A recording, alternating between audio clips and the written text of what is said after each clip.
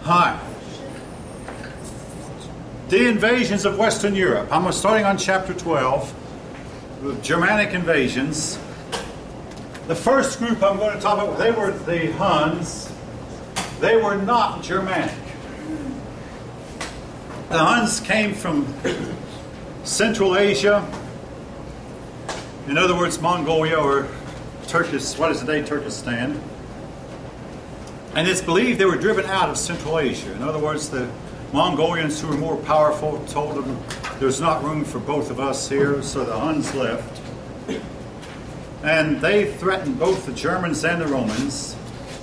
Attila the Hun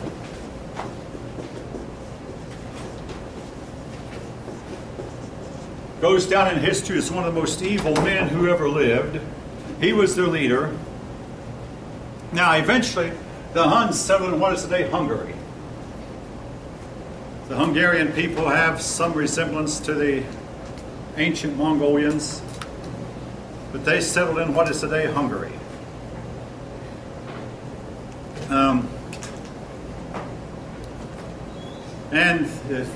They eventually converted to Christianity. The Vandals. All right, now the Vandals, unlike the Huns, the Vandals were German. Our modern word vandalism comes from these people. They sacked the Rome, and in 410, it had been 800 years since Rome had been sacked. By sacked, I mean they went in and took everything of value and put it in their sacks and carried it out, and basically really impoverished a lot of the Roman people. But they destroyed a lot of the Roman Empire. So they were on the move, and again the Roman government was powerless to do anything to stop them. Then came the Angles, and from this word Angles we get the word England. Well, I mean England. The Angles, Saxons, and Jews all wound up going to Great Britain and settling in what is today England. At least some of them. Now, in the case of the Angles, almost all of them went to England. The Saxons, a lot of them remained in Germany. And we sometimes call the English people Anglo-Saxon, or the Anglo-Saxon peoples, because they are a mixture of Angles and Saxons, Anglo-Saxon. Now, if you could go back in time to England, in around a year, of any time between the year 1300 or 500, you would not be able to speak to any of these people. It is known that the English they spoke, and they spoke a form of English, it is so much different from what we speak that without training you could not understand it. The English that we speak today was developed over time, and also our English today is helped by the fact that we have radio and television that somewhat is standardizing English all over, until Southerners have less of a Southern drawl than they once had, and accents are a little bit less prominent than they once were. Again, because we have the radio and TV and movies that we make are standardizing our language to where more and more people who speak English speak a standard form of English. This was not true hundreds of years ago, where you could visit this community and they'd speak one way, go 100 miles, and you'd find that people living in this community could not even understand people living 100 miles away, even though supposedly they spoke the same language. Now, while the Angles and Saxons and Jews were coming in to take over Britain, they were displacing the people we know of as the Britons. Now, it is known that for 40 years, all Germanic invasions stopped. We don't know quite why, but according to legend, there was a king here in the Britons named King, and Arthur was a very powerful king who stopped him. Now, how many of you have read the story of Arthur and the Knights of Round Table, the magician Merlin? And anyway, according to medieval folklore, Merlin got his magic because his father was a fallen angel, and the devil was thinking, hey, I've got my man, now this man will be my Antichrist. But Merlin's mother kept taking him to church, and he became a Christian sorcerer instead.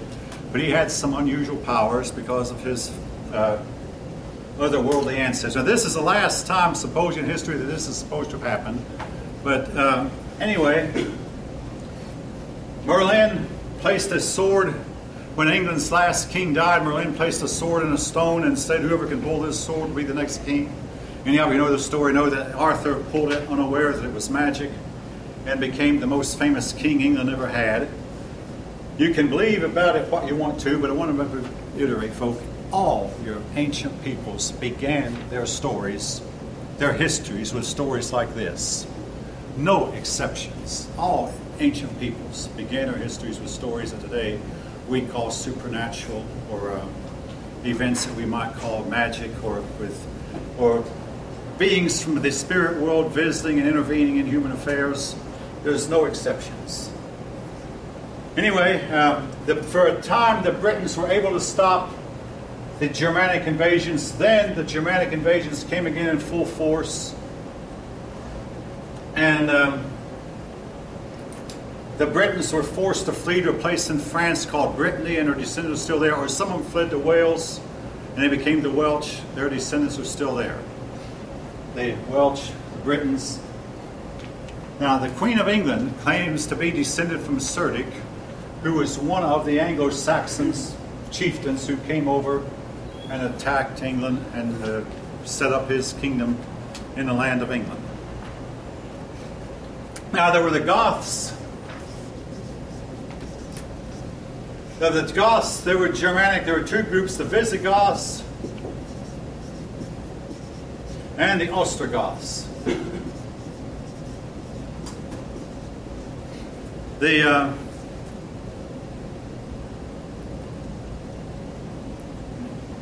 Visigoths settled in Spain.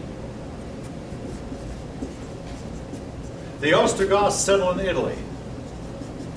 Eventually, the Ostrogoths and Romans fused so much that they no longer could tell one apart. So they, instead of calling themselves Roman anymore, they called themselves Italians. As for the Latin language, it died.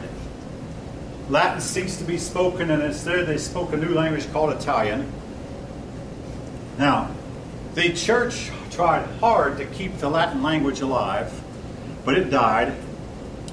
But Latin became the language of the Mass for a long time. For hundreds of years, the Masses were said in Latin. And for hundreds of years, the only Bibles allowed in Europe were to be written in Latin. And as recently as, folk, when I was a kid, 50 years ago, doctors used to write the prescriptions to pharmacists in Latin, where doctors would write things that were considered too vulgar or too obscene to be put in plain English. They would write them in Latin to where only the more educated people would understand them. And we were told when I was a kid, take Latin. When you get to high school, by all means take Latin. We got to high school and nobody would take Latin.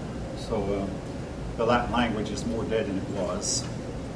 But anyway, the Italians came along speaking Italian language. Now, as for the Visigoths, they settled in Spain, and they never did unite and form a strong kingdom. Then the Muslims came up, and they conquered much of the southern part of Spain.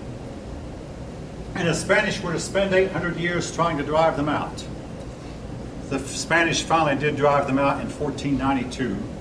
And that was when Queen Isabella felt secure enough to give Columbus 3 of her old junk ships and say, hey, take these and go where you want to go.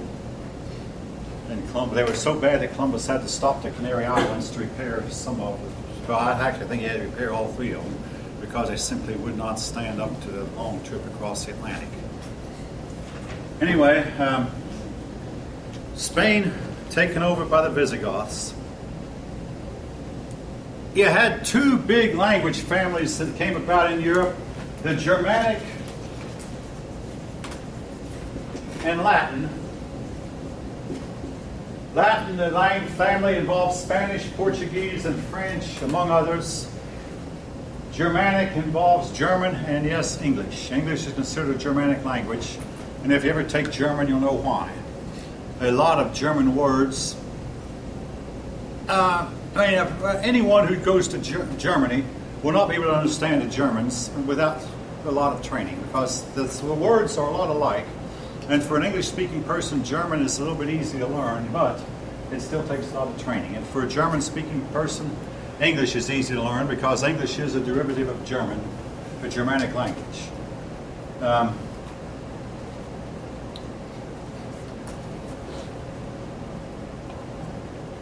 right. Now, a group of people who call themselves the Free People.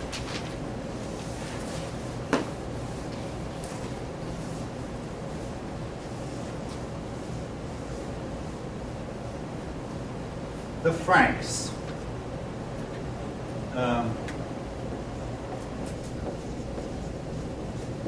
From this word Franks, we get our word French, or France. France was named after the Franks. Originally, this area had been called Gaul. The Gauls died out as, or they either died out or merged, as did so many of your civilized people. And the barbaric peoples moved in. The Franks were barbaric. The first king of the Franks that we'll talk about is Clovis. Now, very important, Clovis was of a dynasty called the Merovingian dynasty. Now, what's so great about a dynasty that supposedly died out more than 1,000 years ago? Simply this: the Merovingian dynasty continues to make news from time to time. Recently, a man named Dan Brown wrote a book called Holy Cross, Holy Grail, where he said that that among other things, World War I was caused by an attempt to put the Merovingians back on the throne. There are a few people today who claim to be descended from the Merovingians. The Merovingian dynasty, here's where they get the name Merovingian. They claim that they're descended from Mary Magdalene. And catch this close, that Mary Magdalene was a wife of Jesus. And they went to France. And they founded this dynasty. Now, folks, I don't believe any of this myself, but nevertheless, this is the story that's told. That therefore, the Merovingian kings always believed that they were descended not only from Jesus, but from Jesus' ancestors, David and Solomon. And they spent a lot of time reading the Psalms and the Proverbs and reading the writings of David and Solomon, because they believed that David and Solomon were their ancestors. But they had a serious problem, folks, really serious. They believed that their bloodline was superior to the bloodline of everybody else, so they would only marry other Merovingians. Basically, this means they would only marry their like second or third cousins, or sometimes even closer than that. So they might marry a third cousin, but they were descended from on 3 separate lines. Folks, it's almost like they might as well have been marrying their sisters. What happened to them then, their kings got to where they were all dying off when they were about 21 years old. A typical Merovingian king after Clovis, he'd be born to a father who was 16. His father would be king, already at 16. At 21, his father would die. His father would be a weak, sickly man anyway. His father would die, so this king then would become king this boy would become king about 5 or 6 years old. And at 15, they knew he probably wouldn't live long. He'd be a weak, sickly boy himself. So they'd marry him off at 15 really fast to one of his cousins. And he would live about 21 or 22 years himself. But during the time he was like, he had a child. Well, since the Merovingian kings were so mentally and physically weak, the mayors of the palace took over. The French mayors, basically the prime ministers took over and they ran. And eventually they replaced the Merovingians with a new dynasty called the Carolingians. I'll have a lot more to say about them later, but I want to introduce you to them now. Named after Charles, a man named Charles Martel, the Carolingian dynasty took over and supposedly shelved the Merovingians. But the Merovingians have had a way of creeping back into history. Like, depending on what book you're reading, a lot of persons say that there's an attempt made every other generation to put a Merovingian back on the throne. The Habsburg line of Australia claimed they were descended of the Merovingians. The present king of Spain claims he's descended from the Merovingians. Um, France no longer has any kings, but every king of France, 432 French kings, all were in one way or another descended from Clovis, until the day France no longer acknowledged. But the male line of Clovis died out about 200 years after he did. Now again, Clovis, you remembered, for another reason, he converted to Christianity. Now, it's not hard to understand why. I mean, why would he convert? Well, for one thing, his wife was already a Christian. His prime minister was a Christian. Several of the generals in his army were already Christian. And his kingdom was fast converting over to Christianity. And finally, he decided, well, it would be better for him because he'd get more respect from his people if he were Christian.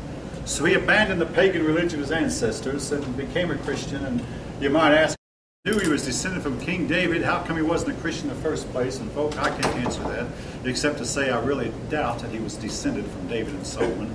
Seriously doubt it. But anyway, he became a Christian, but unlike the other Christian kings before him, he was the first Christian king who was a Roman Catholic. The other kings, the other emperors, and the emperors at Constantinople, who were Christian, had all been Arian Christians. Arius, named after Arius. They had all been Arian Christians. Clovis was the first Roman Catholic, and after him, every king in Europe who called himself Christian was a Roman Catholic until the Protestant Reformation. From that point on, Clovis was the first one to convert to Roman Catholicism. Now you might ask, what's the difference between Arianism? Simply this, it's theological. The Arians believed that Jesus Christ was merely an exalted man, a very special man, but the Roman Catholics taught, and the Protestants followed and taught the same thing that the Catholics did.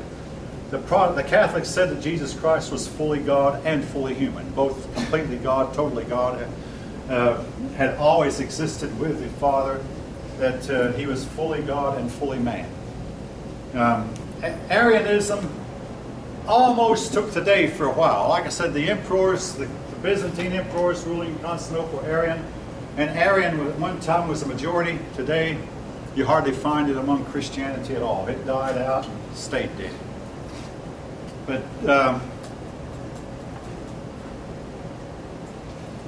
now, after Clovis became a Christian, he went around conquering pagan peoples and forcibly converting them. And if this is something I obviously don't agree with, Christians were at one time guilty of the same thing that some people today are doing. But he forcibly converted the pagans that he conquered to Christianity. Anyway, Clovis died. The Merovingian dynasty was to survive 300 years as a weak, crippled dynasty, and eventually it died out also. Now, the German peoples eventually adopted some Roman ways, but before they did, the Romans were proud of their legal system, their laws. The Romans kept their laws on 12 tables, and the Romans, and this is something I did not mention and should have, they had 12 tables, and the Romans also believed that you should never condemn a person until you had given him a trial, and he had a right to defense, a lot like the United States.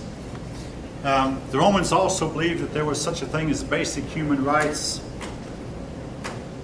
The Germans did not have these beliefs at first.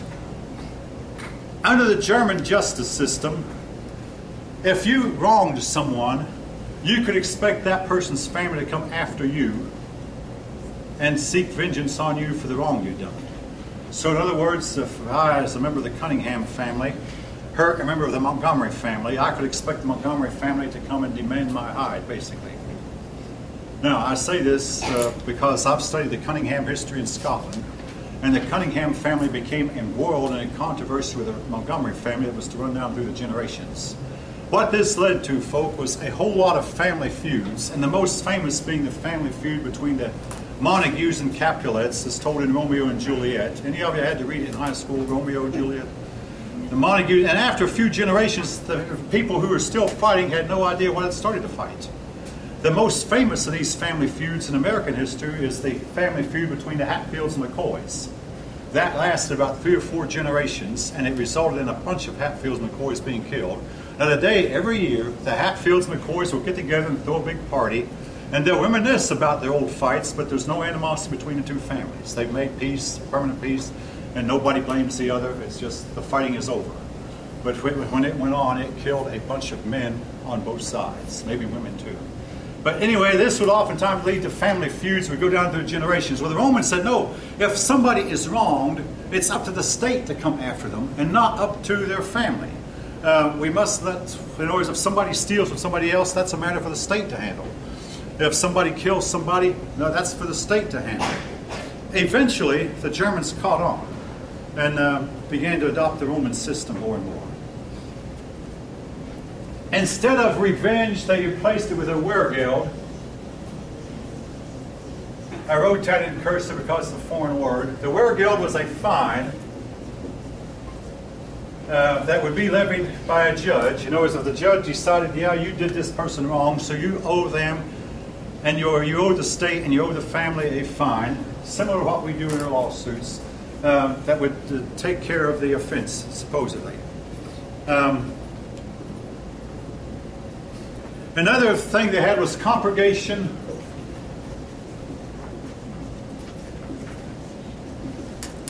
Where that you'd get a bunch of people together who knew about the crime, and they would swear with oaths. They would swear with oaths to another person's guilt or innocence, and if you got enough persons who saw the crime committed, then you could convict a person based on, or you could declare a person innocent based on, well, we were there, we saw it, and this person did not do what he's accused of. Compurgation, swearing of oaths. Numerous witnesses. Now, the third word I want you to remember is ordeal, trial by ordeal. Ordeal is where you put a person who's accused through some painful experience and then see how quickly they heal. Like, for instance, you might ask a person to walk on a bed of hot coals or walk on a really hot iron. And if his feet healed quickly, he was innocent. If he festered up, now you might think, hey, this is ridiculous. No, a lot of doctors will tell you that guilt will actually slow down the healing process if a person feels guilty about something he has done. It is now known, I mean, I see some of you laughing, go ahead and laugh. It is now known that guilt is believed to bring on cancers, to lower resistance to disease. Have any of you heard this besides from me? Nobody's heard this? All right, then you need to hear it. Guilt, yes. I heard something different, but not exactly that. Okay. There was this Korean this TV show, right? They did an experiment where they had a jar of rice, yeah. two containers, two containers containing rice in each one. Yeah. And every day they would say like good things to the one jar of rice, like, oh, like you're so nice, you're so good. To the other one that was, oh, you're so bad, like you're messed up. I know what you're saying. And then like at the end of the month, they saw the containers. One was still white. The one where they said like good job and everything. Good job. The other one where they say like you're so bad and like everything. Yeah, it started to rot. Yeah. I've heard this about plants. You bless certain plants, garden plants, and they'll grow better. Play good music in front of certain plants and they'll grow better. Or you curse certain plants and they'll wither up and die. This has been in some cases documented. Now, the nearest thing we have to ordeal in our country is a lie detector test, where it is known that some people, their blood pressure will change if they're asked a question about something they don't want known. Now, if you ever take a lie detector test, the administrator will ask you some basic question, what is your name? And if you only answer, measure your blood pressure. What is your date of birth? What is your social security number? And you answer, and then he'll ask you about a certain crime that you're accused of committing. If you're guilty, and you say no, you didn't commit it, your blood pressure is going to change. Now, lie detectors were used extensively when I was a kid, and they sent a lot of persons to prison because they failed them. It is now known that they can be fooled.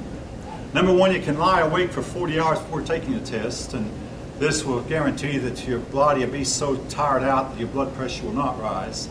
And also, there's something else, folk. Some people lie so often and so much that they can do it without their blood pressure changing. Whereas my dad, they can lie without blushing. Yes. What if they had a blood pressure? What's that? If they had high blood pressure. Well, it would change. See, it's not a matter of how high. It's a matter of, does your blood pressure change when you lie? But what if it was already sick? High blood pressure issues? Like It was, well, supposedly, now you got a point, but supposedly it would become even higher. Oh, okay. You know, it's no matter how high it is. Yeah, Now, right. suppose if you were on the verge of a stroke, now, and this can happen, and somebody asks you a question about something you don't want, you can go ahead and have a stroke right there because your blood pressure popped up so much that so you can actually have a stroke or a heart attack if you're on the verge of a heart attack, and somebody asks you some question you don't want to answer, or you lie about the answer, it can actually trigger a heart attack. So yeah, if your blood pressure is already high, it still might elevate. Like I say, though, there's some people who have lied so much they can lie without it affecting them, without them changing. They live it. They actually seem to live a lie. They become what you call habitual liars. My dad used to call them pathological liars, just all the time living a lie. But anyway, I do know of a man who worked at Lockheed for a while, worked with me for a time, and he wound up going to prison based in part on the results of a polygraph test. I won't go into detail, but it was a pretty bad accusation that was made against him, and when he took the polygraph test, immediately he missed 6 days of work.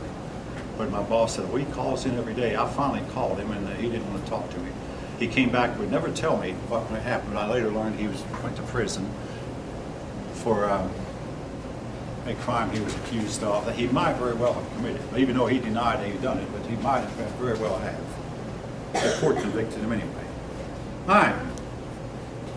Now, here's the one thing you must remember about this period of time. That this time we're talking about once was known as the Dark Ages. We don't use that term anymore. The Dark Ages didn't mean that this period of time was dark. What it meant was that this period of time was a time when there were few written records and learning seemed to have died out. That cultural went downhill. Again, we don't use that term Dark Age anymore, but another prominent feature at this time is the most powerful institution at the time was the church. For the church, it controlled everybody's life from cradle to grave. You were baptized when you were born, or shortly after you were born, in a church. You were considered automatically a member of a church. You got married in a church, and when you died, it was the church that buried you. So the church played a huge role in everybody's life.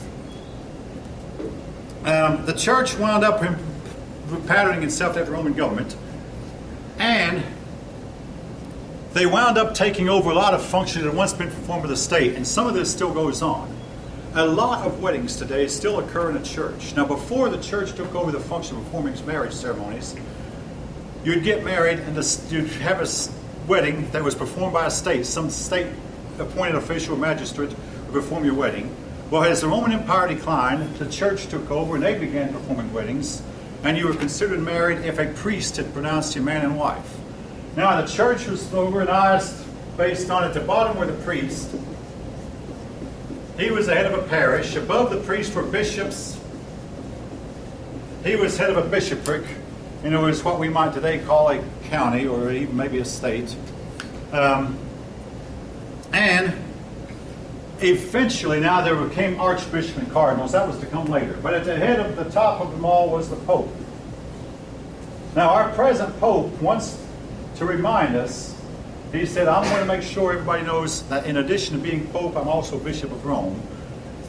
At first, the Bishop of Rome had no authority over the other bishop. He was merely just that, Bishop of Rome, and his authority extended only in and around Rome. But eventually, the bishops of Rome claimed that we are head of the entire church, a claim that has not always been recognized. But he took on the title of Pope.